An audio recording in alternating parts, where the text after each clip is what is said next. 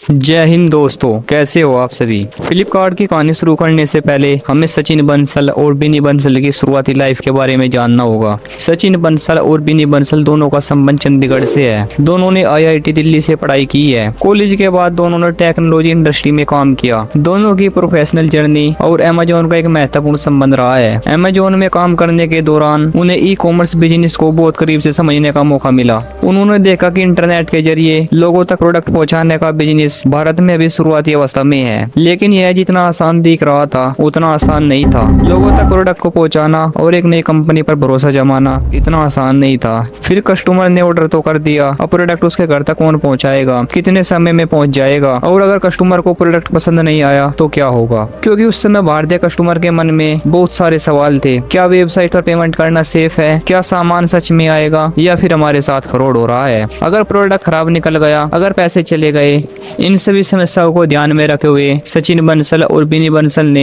Cash on delivery जैसी सुविधा को यूज में लाया गया, जिसने ऑनलाइन शॉपिंग करने वाले कस्टमर्स को ज्यादा कंफर्टेबल महसूस कराया। अब कस्टमर पहले ऑर्डर करता और फिर प्रोडक्ट कुछ दिनों के बाद कस्टमर के घर पर आ जाता और फिर कस्टमर पेमेंट डिलीवरी के समय करता। ऑनलाइन शॉपिंग के इस छोटे से बदलाव ने लोगों के दिलों में अपनी जगह बना ली। उन्होंने सबसे पहले बुक सेलिंग की शुरुआत की। अब आपके मन में यह सवाल जरूर आया होगा कि मार्केट तो इतनी बड़ी है, लेकिन उन्होंने सिर्फ बुक से शुरुआत क्यों की। इसकी वजह बहुत इंटरेस्टिंग है। बुक्स को ऑनलाइन बेचना इसलिए आसान था क्योंकि कस्टमर को बुक देखने के लिए बुक स्टोर पर जाने की जरूरत नहीं थी। वह बुक का नाम डालकर बुक सर्च कर सकते थे और उसकी पूरी जानकारी ले सकते थे। अगर उनको पसंद आती तो फिर वे उसको ऑर्डर कर सकते थे। अब फ्लिपकार्ट के सामने अगला सवाल था, क्या सिर्फ बुक बेचकर ही इतना बड़ा बिजनेस बनाया जा सकता है। जवाब था नहीं।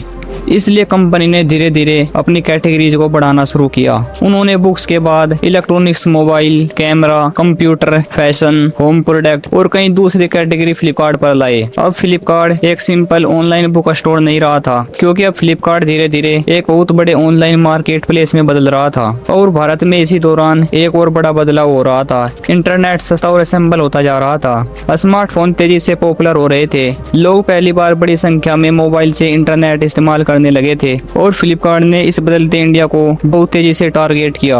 वीडियो का मेन मकसद है, अगर आदमी मेहनत करे तो कहां से कहां जा सकता है। ये हम फ्लिपकार्ट से सीख सकते हैं। अगर वीडियो अच्छी लगी हो तो वीडियो को लाइक करें, चैनल को सब्सक्राइब करें और मिलते हैं नेक्स्ट वीडियो में। तब तक के लिए बाय बाय।